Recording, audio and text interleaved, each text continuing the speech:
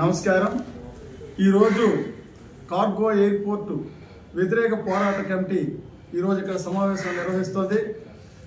Cargo ఎయిర్పోర్ట్కు వ్యతిరేకంగా మే 6వ తేదీన కళాజాత నిర్వహించాలని చెప్పి ఇక్కడ కమిటీ నిర్ణయించడం జరిగింది।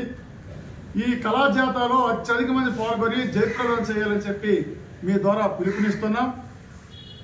ఈరోజు బలవంతం భూసేకరణ చేస్తూ కార్గో ఎయిర్పోర్ట్ పేరుతోని ఈ ప్రాంత ఆస్తులన్నీ కూడా కార్పొరేట్ సంస్థలుగా ఆస్తులుగా మార్చడానికి, కార్పొరేట్ సంస్థల ఆస్తులుగా బదలాయింపు చేయడానికి ఇవాళ ప్రయత్నాలు చేస్తున్నారు। ఈ రోజు కేంద్ర మంత్రి కింజరాపు రామ్మోహన్ నాయుడు గారిని కమిటీ తరఫున ఒక ప్రశ్న తెలుసుకున్నాం మేమంతా। ఏంటంటే ప్రజల ఆస్తులు తీసి కార్పొరేట్ సంస్థలకు ఇవ్వడం అభివృద్ధి అని అడుగుతాం। ఈ ప్రాంతంలో అత్యంత కీలకమైనది, ఇవాళ పర్యావరణానికి అత్యంత ఉపయోగంగా ఉండేది ఈ రోజు సముద్ర తీర ప్రాంతంలో పెద్ద ఎత్తున జీడి మొక్కలు మలాడవల్లాగా ఉన్నాయి। ఈ రోజు కార్గో ఎయిర్పోర్ట్ పేరుతోని లక్షలాది మొక్కల్ని ఈవేళ మీరు నరిగితే ఈవేళ పర్యావరణానికి ఎంత తీవ్రమైన ముప్పు ఏర్పడుతుంది అని మేము ప్రశ్నిస్తాం। ఈవేళ సునామీలు వచ్చినా, ఈవేళ పెద్ద పెద్ద తుఫానులు వచ్చినా, ఈ రోజు కాశీపూక నగరానికి కానీ ఈ శ్రీకాకుళం ప్రాంతానికి కానీ ఒక పక్క తూర్పు కనుమలైతే రెండో వైపున సముద్ర తీర ప్రాంతంలోన ఈవేళ ఈ మొక్కలన్నీ కూడా ఒక రక్షణ కవచంగా ఉన్నాయి। ఈ రోజు ఆ మొక్కలు కానీ నరికేస్తే ఈ పర్యావరణ ముప్పు కాదా మేము అడుగుతున్నాం। అంతేకాదు అత్యంత హాస్యాస్పదమైనది ఏంటంటే కార్గో ఎయిర్పోర్ట్ వస్తే ఉద్యోగాలు వస్తాయని చెప్తాను। ఇవాళ మేము అడుగుతున్నాం, మా భూములు, మా ఆస్తులు, మా ఇల్లు మీకు ఇస్తే మీరు మాకు ఉద్యోగాలు ఇస్తారా? అంటే మా ఆస్తులు అవన్నీ ఇచ్చేసి మీ కాడ కంబార్తనం చేయాలా? ఇదా మీరు చెప్పేది? ఈ జిల్లాలో మీరు ఎంతమందో నిర్వాసితులు ఉన్నారు, ఈ నిర్వాసితులకి ఎక్కడైనా సరే ఒక్క ఉద్యోగం ఇచ్చినారా చెప్పండి। అందుకోసం ఇట్లాంటి మాయ మాటలు, అబద్ధపు మాటలు అవసరం లేదు।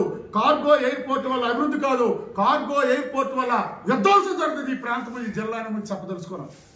మేము చెప్తున్నాం ప్రత్యామ్నాయం, మీరు కార్గో ఎయిర్పోర్ట్ కట్టినట్లయితే మూలపేట పోర్టు కట్టిన భూముల్లో 300 ఎకరాలు అయితే సరిపోద్ది, మీరు ఎక్కడ ఒక మొక్క కూడా మీరు కొట్టక్కర్లేదని మేము చెప్తాను। కానీ మీరు అది వినడం లేదు। అందుకోసం అభివృద్ధి పేరుతోని మీరు విధ్వంసం చేస్తే మాత్రం సహించేది లేదు, పోరాటానికి తీవ్రతరం చేస్తామని చెప్పి హెచ్చరిక జారీ చేస్తాం। అంతేకాదు ఈ జిల్లా ప్రజలు ఎవరు కార్గో ఎయిర్పోర్ట్ అడగలేదు। ఈ శ్రీకాకుళం జిల్లాకి చివరి భూముల వరకు 2 పంటలకు మీరు నీరవ్వండి, ఓహిదారు రిజర్వాయర్ పూర్తి చేయండి అని చెప్పి అడుగుతాం। ఆ విధంగా మీరు రిజర్వాయర్ పూర్తి చేసి ఈ జిల్లాకి 2 పంటలకు కానీ ఇస్తే సంవత్సరానికి 10,000 కోట్ల రూపాయలు ఆదాయం వస్తుంది। తద్వారా ప్రజల కొనుగోలు శక్తి పెరుగుతుంది, తద్వారా ప్రజలు కొనుగోలు శక్తి పెరగడం ద్వారా అనుబంధ పరిశ్రమలు వస్తాయి, దాని ద్వారా వేలాది మంది, లక్షలాది మందికి ఉపాధి వస్తుంది। మీరు అది ఎందుకు చేయడం లేదు అని మేము అడుగుతున్నాం। అంతేకాదు మీది డబుల్ ఇంజిన్ సర్కారు, కేంద్రంలోనే రాష్ట్రంలోనే మీరే ఉన్నారు। నేరేడు బ్యారేజ్కి గజెట్ నోటిఫికేషన్ వేస్తే అక్కడ నేరేడు బ్యారేజ్ నిర్మాణం చేస్తే ఓనిదార్ రిజర్వాయర్ నీరు వస్తుంది, లేకపోతే ఒక్క సుక్క కూడా రాదు।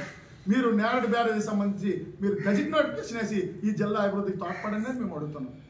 అందుకోసం కార్గో ఎయిర్పోర్ట్కి వ్యతిరేకంగా, బలవంతం భూసేకరణ వ్యతిరేకంగా, ఈ తీర ప్రాంతాల పరిరక్షణ కోసం పెద్ద ఎత్తున ప్రజల్లోకి వెళ్ళి మేము కళాజాతాలు నిర్వహించాలనుకుంటాం। దానికి విశాల మద్దతుకు ప్రజా సంఘాలు అందరినీ కూడా మద్దతు తీసుకొని పెద్ద ఎత్తున ఉద్యమాలు చేపడతామని చెప్పి హెచ్చరిక జారీ చేస్తున్నాం।